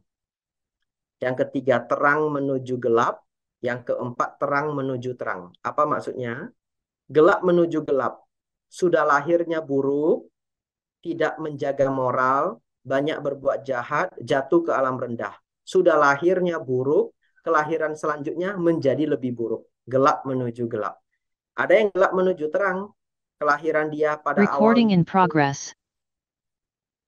kelahiran yang awalnya buruk, lahir harkat martabatnya rendah dari keluarga kecil ya, tidak dihargai banyak orang, tapi dia melakukan hal-hal yang baik ya, bekerja, belajar, banyak pengetahuan, banyak kebijaksanaan, belajar dhamma, praktek dhamma, dia bisa lahir di alam yang lebih tinggi.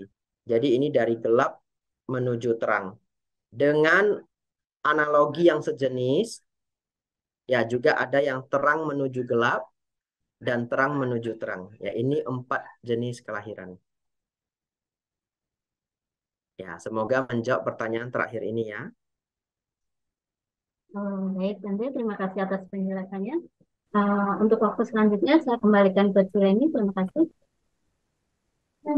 Oke, terima kasih Sisri atas pertanyaannya. Ya, sekarang kita lanjut dengan Bro Lilik. Silakan Bro Lilik, pertanyaannya yang mau ditanyakan ke Bante. Terima kasih. Baik, terima kasih atas kesempatannya. Cileni, Namo Buddhaya, Bante. Namo Buddhaya. Iya, Bante. Saya ada 2 pertanyaan juga. Yang saya tanyakan yang pertama itu, kan tadi Bante bahas suami istri terlahir di alam dewa ya, Bante ya, Sugati. Nah, itu ada perbuatan khusus yang harus dilakukan suami istri ini enggak, Bante, biar terlahir di Sugati bersama-sama lagi, Bante. Terima kasih.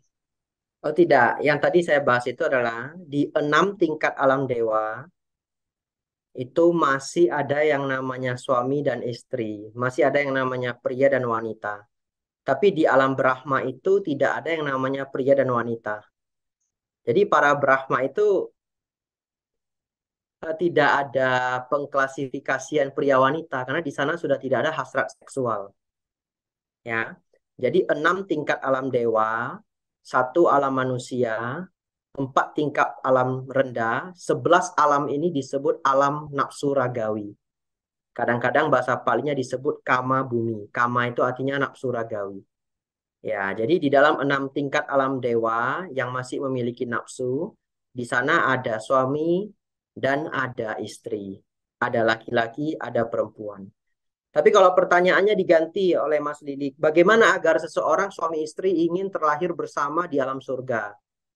Caranya adalah memiliki sila yang setingkat, memiliki sada yang setingkat, dan memiliki kebajikan yang setingkat. Jadi ini pernah ditanyakan oleh sepasang perumah tangga, bertanya ke Sang Buddha, bagaimana agar mereka berdua itu bisa terlahir lagi di alam yang sama. Ya, Sang Buddha mengatakan mereka berdua perlu memiliki sada yang setingkat, sila yang setingkat, lalu juga kebajikan yang setingkat. Tentu kalau setingkat kan lahir bareng. Sekarang ingin lahir bareng di alam dewa. Yang namanya setingkatnya itu harus yang tingkatnya tinggi. Ya, kebajikan yang banyak, sila yang penuh, lalu sada yang penuh. Yaitu suami dan istri bisa lahir bersama-sama di alam surga yang sama. Tapi kalau matinya nggak bareng bagaimana ya?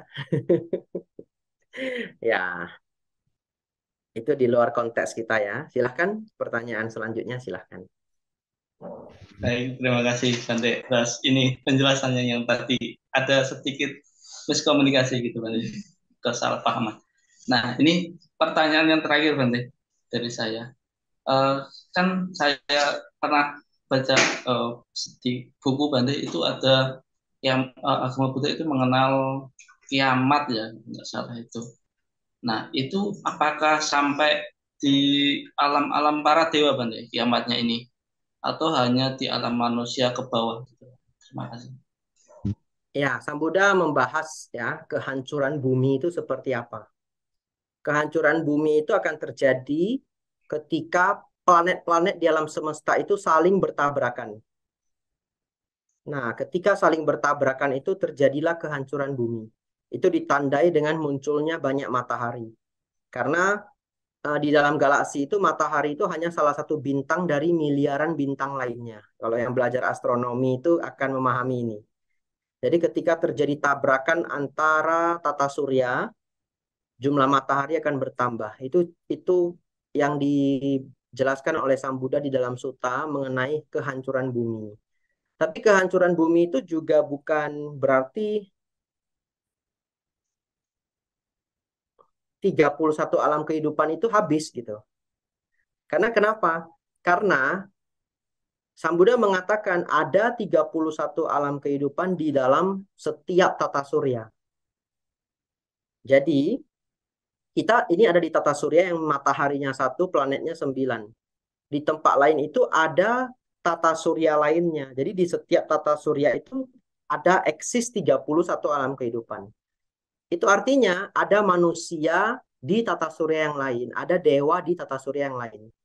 Dan kalau kita jelaskan dengan pemahaman modern, berarti ajaran Buddha itu mengakui adanya aliennya. Ya, karena ada manusia di tata surya yang lain.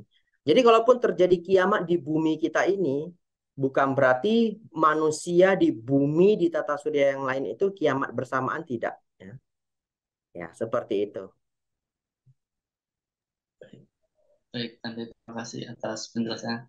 Ya, Pertanyaan saya sudah habis. Selanjutnya saya serahkan ke Cik. Terima kasih, Tante. Silakan Cik. Ya, terima kasih Bro Lili ya atas pertanyaannya. Ya, terima kasih Bante atas penjelasannya juga. Terima kasih. Ya, sekarang ada pertanyaan dari Bro Andi, Bante. Ya, kita persilakan Bro Andi. Terima kasih Cileni atas waktunya. Namo Buddhaya Bante. Namo Buddhaya. Ya, di sini saya akan bertanya Bante. Masih ada kaitannya dengan pertanyaan Mbak Sri tadi yang awal-awal. Apakah setiap makhluk itu terlahir memiliki sifat tertentu dan sifat tersebut bisa menandakan bahwa makhluk tersebut terlahir dari alam mana gitu kan? Seperti kadang-kadang kita lihat kan ada manusia jahat, oh ini dulunya mungkin dari alam ini, ada orang baik, dulu ini dari alam ini. Apakah sifat itu bisa menentukan Bante? Terima kasih. Ya, baik. Saya tidak pernah secara spesifik membaca mengenai hal itu di Tripitaka. Ya, tapi dari pemahaman kita sendiri, kita bisa melihat ada orang yang misalkan dari kecil terlahir saja sudah cerdasnya luar biasa. Kita bisa menduga bahwa barangkali dia kelahiran sebelumnya adalah seorang dewa. Ya. Nah, kadang-kadang ada seorang anak kecil lahir saja, keras kepalanya sudah keras kepala luar biasa. Ya, kita bisa menduga, bahkan mungkin di kelahiran sebelumnya dia pernah terlahir cukup lama di alam binatang ya, karena di alam binatang itu karakternya keras begitu. Nah, amarahnya tinggi dan sebagainya. Tapi secara spesifik saya belum pernah baca di dalam suta, ini hanya pemahaman kita pribadi saja. Ya, dan kita juga tidak bisa menjudge sepenuhnya seperti itu. Perlu seseorang yang punya kemampuan melihat kelahiran kembali seseorang atau kehidupan lampau seseorang, baru bisa diketahui. Sebelumnya dia adalah apa atau siapa. Begitu. Ya. Ya, terima kasih Bante. Ya. Ada satu pertanyaan lagi dari saya Bante. Untuk mengenai alam-alam rendah Bante, kan sering kita lihat bahwa eh, di situ banyak orang yang disiksa ya Bante ya. Sedangkan tadi yang disampaikan Bante kan ada orang-orang yang mungkin jatuh ke bara api, terus ada makhluk-makhluk yang jatuh ke kotoran gitu.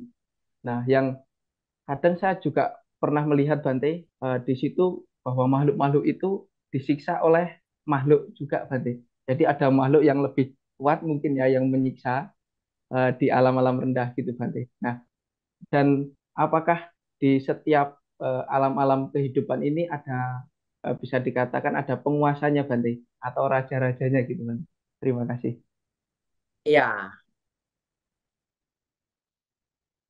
kalau yang saya perhatikan di seluruh alam nafsu itu ada rajanya.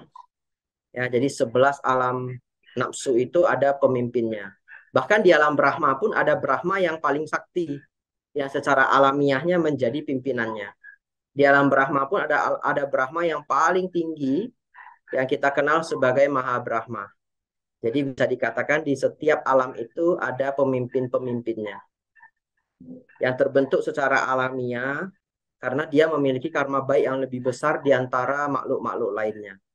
Misalkan di alam manusia ya, di satu tempat, di satu desa terlahir seseorang yang dia lebih pintar dari temannya, lebih berani, hartanya lebih banyak ya, karena keberanian, kepintaran, moralnya juga baik ya, dia dipilih oleh masyarakat di sana sebagai kepala desa.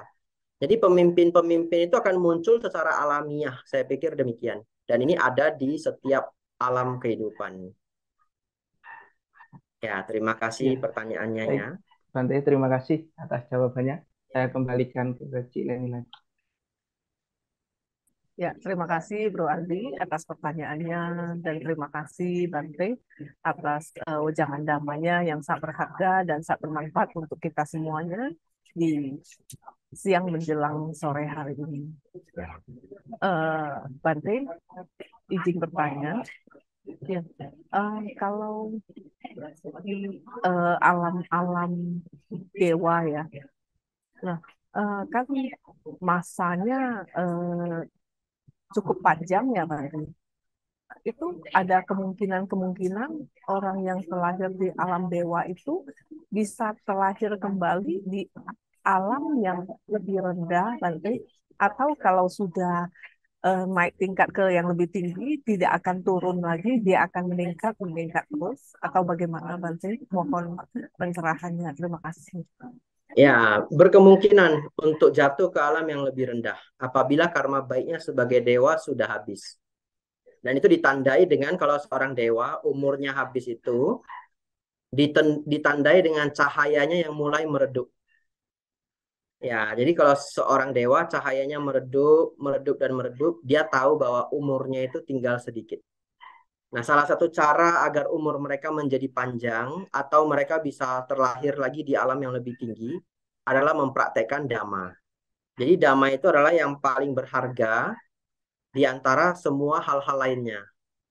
Nah, lalu kemudian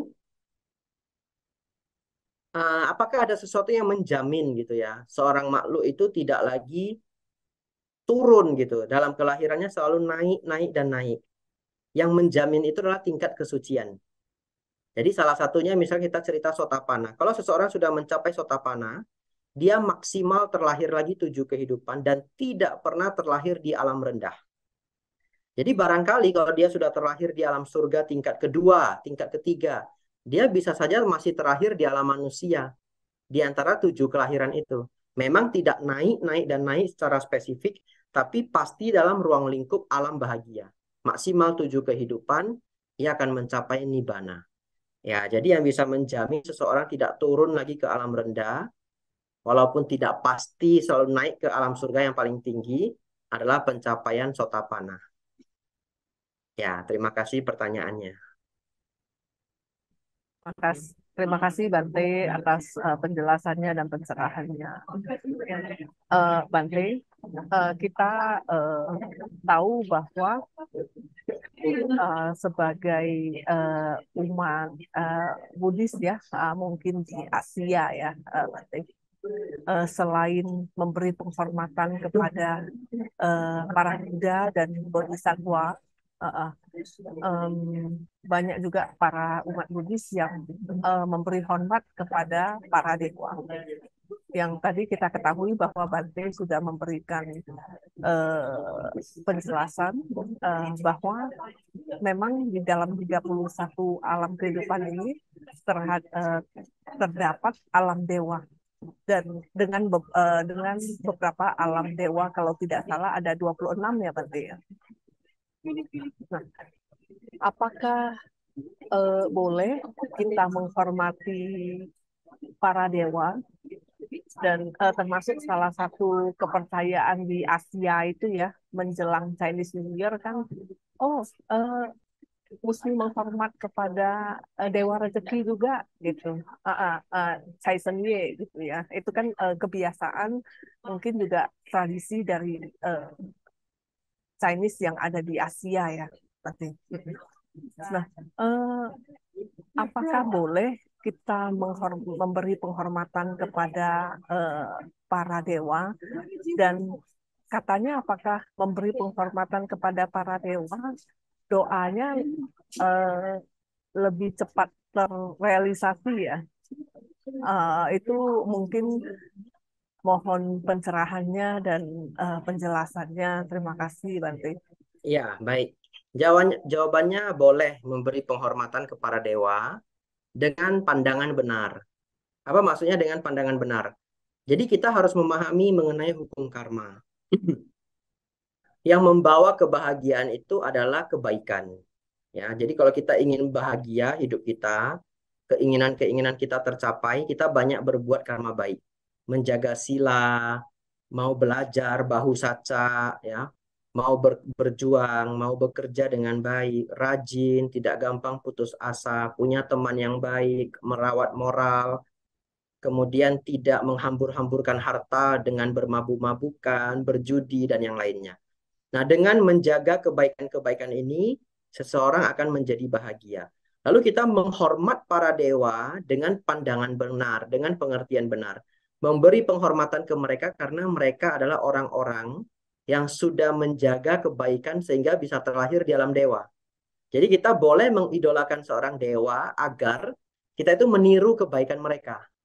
Tapi bagaimana menghormat para dewa dengan pandangan yang salah? Berpikir bahwa kalau saya sudah sembahyang dewa A, dewa B, dewa C, nanti saya akan jadi kaya. Saya akan jadi sukses. Kalau Anda setiap harinya berjudi, tidak mau bekerja, duitnya dari mana? Kan tidak mungkin turun dari langit. Walaupun kita begitu pintar berdoa dengan dewa A, dewa B, dewa C. Sang dewa mau membantu kita pun dia bingung mau membantu dari jalur mana. Jadi kalau kita menjaga kebaikan-kebaikan yang sudah saya jelaskan di awal, sembari kita menghormati para dewa, maka para dewa itu menjadi motivasi kita. Barang siapa berbuat baik akan mencapai kesuksesan. Karena para dewa itu adalah makhluk yang sukses. Mereka sukses terlahir di alam yang tinggi. Nah, memang para dewa bisa saja membantu kita kalau kita memiliki jodoh yang baik dengan mereka. Tapi kesempatannya bukan berarti setiap kita berdoa pasti akan mendapatkan bantuan dari dewa. Saya sulit memberi kriteria bagaimana agar dewa mau membantu kita. Kenapa? Karena kita itu sebenarnya tingkat kelahirannya lebih rendah daripada mereka. Kita itu tidak punya hak mengatur para dewa. Jadi para dewa itu bisa saja mau membantu manusia seenak hatinya. Yang kalau cocok, yang kalau berjodoh. Dan saya pikir kita tidak menggantungkan ke sana. Kalau kita dibantu para dewa, tentu kita bersyukur, kita berterima kasih. tapi kita berjuang dengan cara yang benar, maka kebahagiaan bisa dicapai. Lalu bagian yang kedua, pertanyaannya adalah, mengapa kadang-kadang ada orang yang merasa atau mungkin mengalami kalau dia berdoa dengan para dewa jadi lebih mujarab, ya, doanya lebih cepat terkabul. Kenapa bisa demikian? Sebenarnya kembali sama. Kalau kita berdoa atau membuat harapan dan harapan itu terkabul, maka sebenarnya yang mengabuli harapan kita itu adalah karma baik kita sendiri, sesuai dengan hukum Kamawipaka. Namun, kalau kita berdoa di depan dewa yang kita sukai, dewa yang kita yakini, dewa yang kita kagumi, maka pikiran kita menjadi lebih terpusatkan. Terpusatnya pikiran ini bisa menjadikan karma baik matang tepat pada waktunya. Yang mana dalam bahasa Pali kita sebut sebagai beradithana. Beradithana itu adalah membuat tekad. Jadi sebenarnya beradithana membuat tekad itu adalah mengkondisikan karma baik kita agar terkondisi untuk berbuah pada waktu yang kita butuhkan. Kalau memang kita ada karma baik di kehidupan lampau yang mendukung, maka akan terjadi. Nah, ketika kita memiliki figur yang kita sukai, dewa yang kita sukai, itu membuat pikiran kita menjadi begitu terpusat, maka aditana kita menjadi baik. Oleh karena itu, coba renungkan dalam kehidupan ini. Di setiap agama, orang itu berdoa. Dan masing-masing agama punya kesaksian sendiri bahwa doa mereka terkabul. Kalau begitu, siapa yang paling mujarab?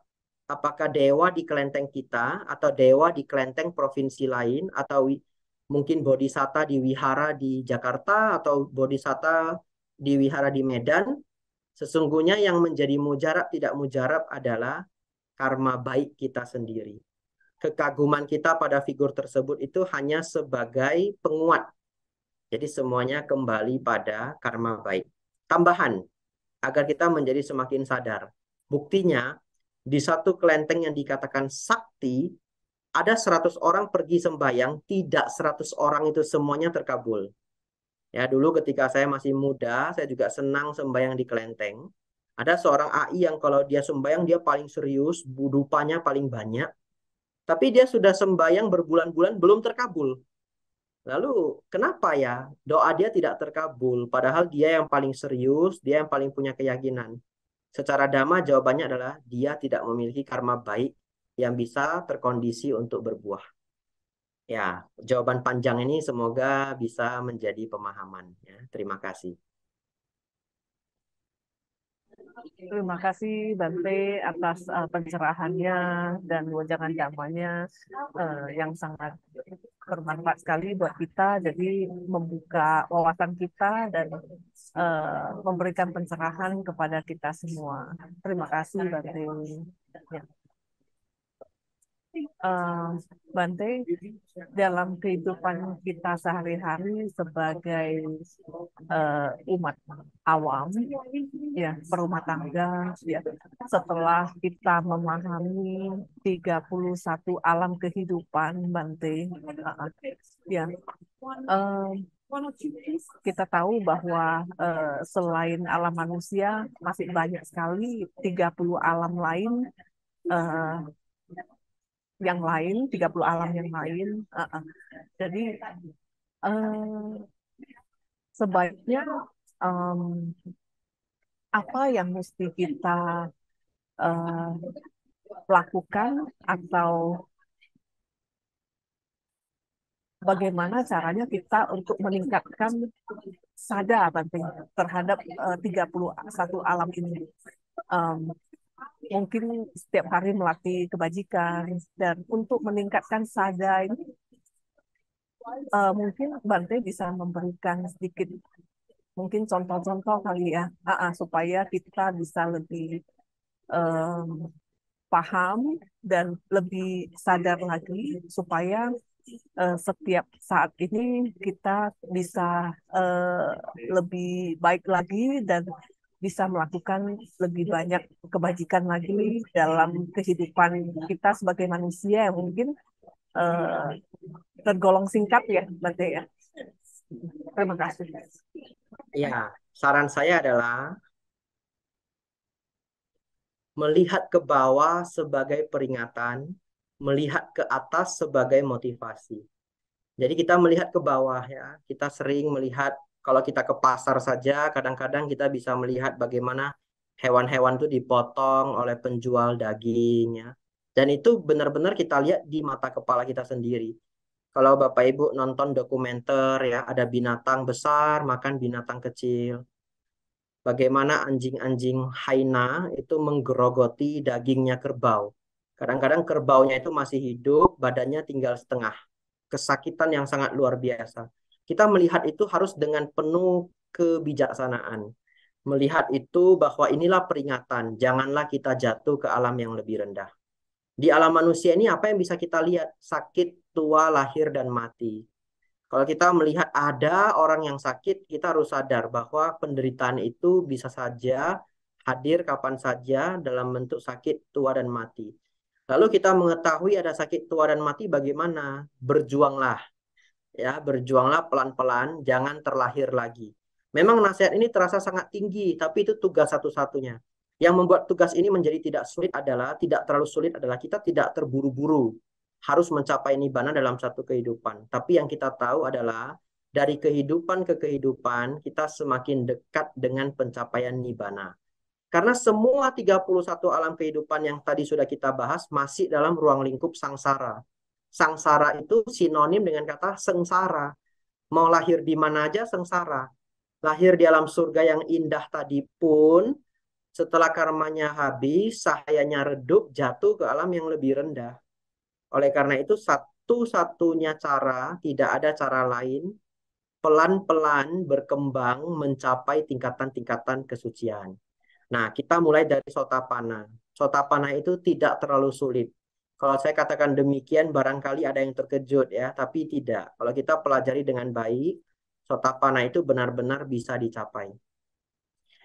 Apa saran praktis? Saran praktis itu adalah yang benar-benar bisa dilakukan. Kadang-kadang orang memberi saran itu sarannya ketinggian, mau dipraktekkan aja sulit. Ini yang praktis, benar-benar bisa dilakukan. Yang pertama, Dhamma sawana. Banyaklah mendengarkan Dhamma. Pandangan benar itu didapat dari mendengarkan Dhamma. Kalau pandangan benar sudah didapat, sada akan meningkat. Karena tadi pertanyaannya Cileni adalah bagaimana meningkatkan sada. Meningkatkan sada itu dengan meningkatkan pandangan benar. Caranya bagaimana? Mendengarkan Dhamma. Dhamma sawana. Zaman sekarang zaman yang beruntung. Bapak Ibu ingin belajar Dharma, bisa mendengarkan Dhamma di YouTube ya. Ada Bante Panya, Bante Utamo. Yang bisa bahasa Inggris ada Achan Bram, ada Bante Thanisaro, Bante Analayo, dan juga Bante-Bante yang Bapak Ibu Saudara senangi.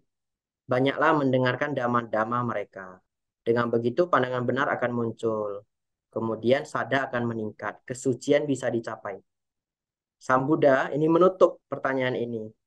Sang Buddha pernah ditanya, bagaimanakah agar kita mencapai tingkat kesucian Sotapanna, kesucian tingkat pertama? Sang Buddha hanya menjawab dengan dua cara. Yang pertama, Dhamma sawana, yang artinya banyaklah mendengarkan Dhamma. Yang kedua, Yoniso manasikara. Yaitu apa Yoniso manasikara? Fokus mendengarkan. Yoniso manasikara itu artinya fokus. Yoni itu artinya rahim, mana artinya batin atau pikiran, kara artinya bekerja, seperti kata karya yang ada di bahasa Indonesia. Jadi yoniso manasikara artinya mempekerjakan batin, melihat hingga rahimnya informasi.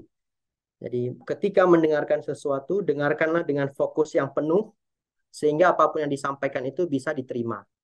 Jadi Dhamma sawana dan yoniso manasikara ini adalah dua cara seseorang mencapai Sotapanna. Ya, jadi tidak terlalu sulit. Ini saran saya dalam mengarungi sangsara agar senantiasa aman. Ya, terima kasih untuk pertanyaannya. Ya, terima kasih Bante atas uraian damanya. Bante, ini ada pertanyaan lagi, Bante. Di dalam di saat ini ya, kalau kita melihat berita di sosial media maupun surat kabar, kadang-kadang di belahan dunia tertentu itu ada seperti benda-benda asing yang kita lihat di TV ya. seperti mungkin ada seperti UFO atau apa itu yang kebenarannya sampai saat ini alien kebenarannya sampai saat ini belum 100% terbuktikan ya. Nah, kalau menurut Buddhisme, apakah memungkinkan ada planet lain yang dihuni oleh makhluk-makhluk seperti alien? Berarti. Terima kasih. Ya, dalam Buddhisme itu jawabannya memungkinkan. Jadi dalam setiap tata surya itu eksis 31 alam kehidupan. Jadi dalam Buddhisme itu memungkinkan. Hanya tambahan saya, kalau UFO-UFO yang biasanya ditemukan di belahan bumi ini, saya tidak tahu itu apa ya. Jadi saya tidak mengaitkannya ke dalam Dhamma. Apakah mungkin itu adalah alat canggih dari sistem kemiliteran? Apakah itu hanya sekelompok orang yang ingin ngeprank manusia sebumi ini? Ya, saya tidak tahu. Apakah itu adalah the real alien? Ya, bisa saja. Tetapi dalam Dhamma, alien itu atau kita katakan makhluk yang berada di luar tata surya kita itu diakui ada oleh Sang Buddha. Ya. Berarti itu ada probability ada, tapi cuman ya memang kita tidak tahu kebenarannya apakah itu memang makhluk asing atau memang itu benda-benda ciptaan manusia sendiri ya. Ya, betul. Oke.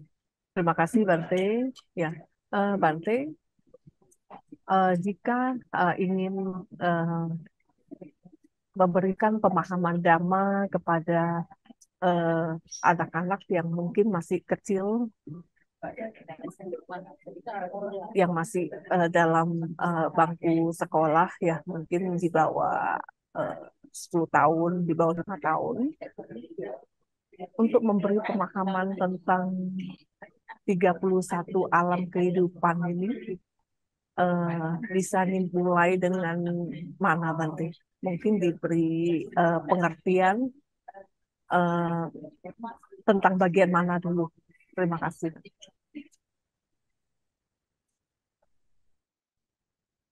Saya pikir boleh menjelaskan ke mereka secara sederhana, tapi tidak dari sisi yang negatif ya. Nah, nanti mereka jadi ketakutan. Nah, sangat baik misalkan memperkenalkan ada mereka yang baik hati, terlahir sebagai dewa. Dan dewa itu terkadang melindungi kehidupan kita. Nah, jadi kita ceritakan apa yang positif, apa yang baik untuk mereka. Saya pikir itu cara terbaik untuk mengajarkan 31 alam kehidupan kepada anak-anak di bawah 10 tahun. Tidak perlu detail, tapi apa yang bermanfaat saja. Ya. Oke, terima kasih Bante atas pencerahannya.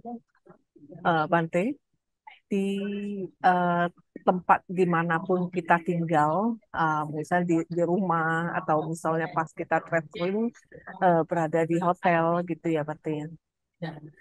Uh, itu biasanya kan katanya kita hidup di sekeliling kita itu banyak juga makhluk yang tidak bisa kita lihat dengan kasat mata ya, di makhluk di alam lain ya. Apakah benar seperti itu Bante? Apakah maksudnya tempat mereka kan ibaratnya ada di alam lain. Tapi apakah mereka di saat yang sama juga bisa berada di dekat manusia, Bante, berada di dalam bumi ini? Mungkin Bante bisa memberikan sedikit pencerahan. Kan kita juga sangat dianjurkan untuk selalu ibaratnya memberikan membaca parita dan memberikan pelimpahan jasa juga kepada makhluk-makhluk yang ada di sekeliling kita, Bante. Kalau menurut idenya kan mereka ada di alam lain. Nah, kenapa bisa mereka berada di sekitar kita, Bante? Alam lain itu apakah sangat dekat dengan alam manusia gitu? Mungkin mohon pencerahannya. Terima kasih, Bante. Ya, jadi ternyata para makhluk halus dan para dewa itu pun ada di sekitar kehidupan kita. hanya dimensinya berbeda. Jadi bahkan di atas pohon itu ada yang namanya dewa pohon atau ruka dewa. Dewa pohon itu ya dalam penglihatan kita itu hanya pohon gitu, tapi dalam dimensi mereka itu adalah alamnya mereka. Jadi makhluk halus juga demikian, mereka punya alamnya dan alamnya itu ada di sekitar kita, hanya dengan dimensi yang berbeda. Ya, jadi oleh karena itu kadang-kadang seseorang masih bisa saja melihat adanya kehadiran makhluk lain. Jadi bisa dikatakan di alam yang sama, di tempat yang sama, seperti tadi dikatakan di hotel dan di mana-mana, hanya dimensinya berbeda. Oleh karena itu kita tidak bisa melihat mereka.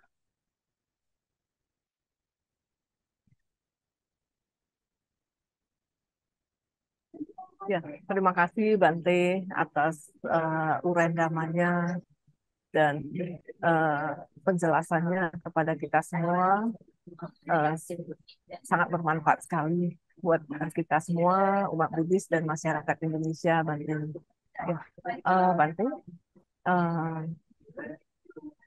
mungkin sebagai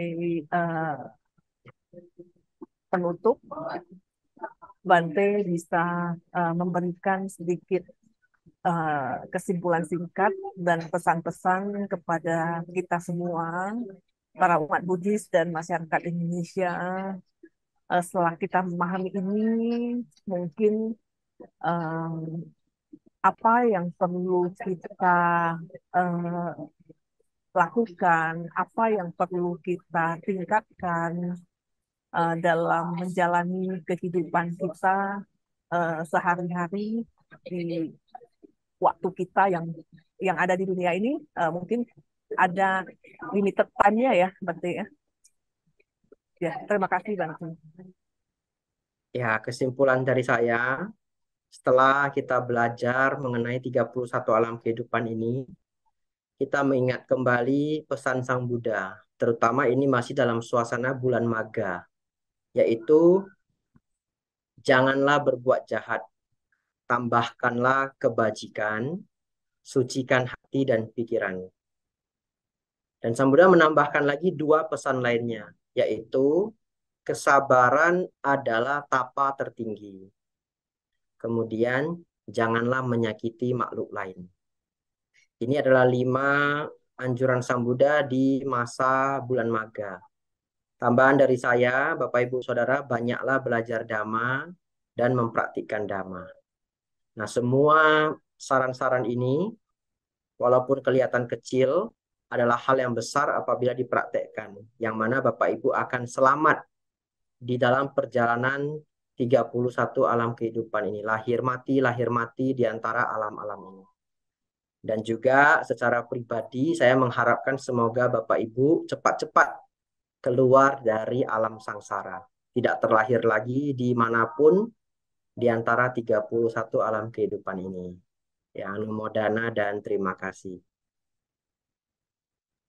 Terima kasih Bante atas ujangan damanya yang sangat indah dan sangat berharga kepada kita semua di siang menjelang sore hari ini. Terima kasih Anumodana Bante.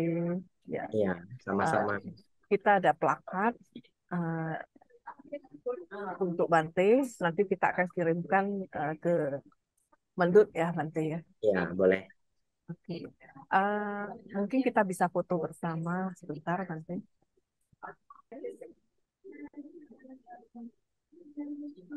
Ya, oke.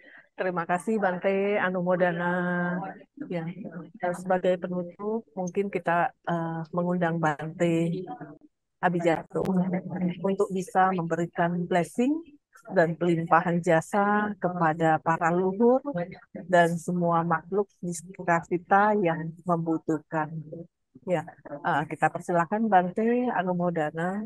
Ya, mari Bapak Ibu Saudara, setelah melakukan banyak kebajikan sore hari ini, tidak lupa kita limpahkan jasa kebajikan ini kepada sanak keluarga saudara yang telah meninggal. Semoga sanak keluarga saudara ikut mendapatkan limpahan jasa kebajikan, terkondisi lahir di alam bahagia. Semoga Bapak Ibu senantiasa maju dalam dhamma, senantiasa maju dalam kehidupan. Semoga semua makhluk hidup berbahagia. Yatha wariwaha pura paripurenti sagarang ewa mewa ito dinang petanang upakapati icitang patitang tumhang kipa mewa samijatu sabe purentu sangkapa cando panarakso yatha manijoti rakso yatha sabitio wiwajantu sabbarogo winasatu Mate bawa tuantara yo suki diga yuko bawa abhiwadana silisa nicang udah pacaino cataro dhamma wadanti ayu wano sukang balang te atalada sukita wirulha buddha sasane aroga sukita hota saha sabe hinyatipi idang wo nyati nang hotu sukita hontu nyatayo bahwa tu sabba manggalang rakantu sabba dewata sabba buddha nubhavena sadha soti bawantu te bahwa tu sabba manggalang rakantu sabba dewata sabba dhamma nubhavena sadha soti bawantu te bahwa tu sabba manggalang rakantu sabba dewata sabba sangha no bhavena sadha soti bhavantu te.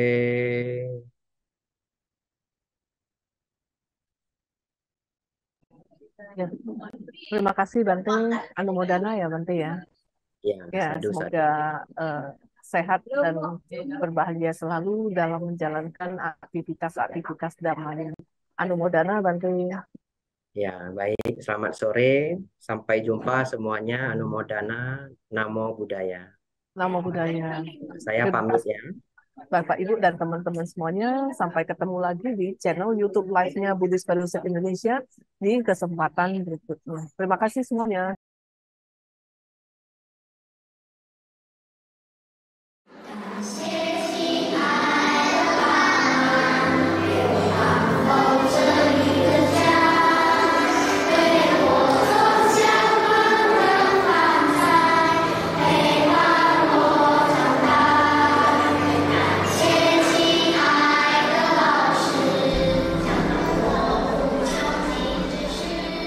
Nama saya Apan. Saya berumur 10 tahun, kelas 4 SD Asoka.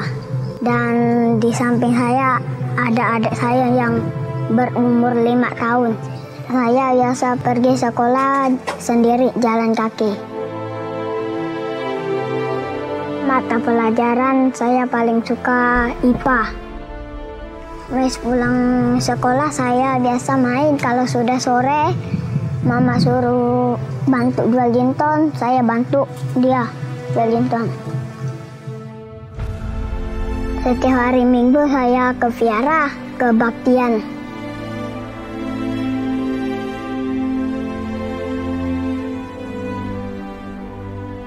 Pekerjaan mama saya menoreh karet. Biasa dia pergi jam 5, pulangnya jam 11 siang.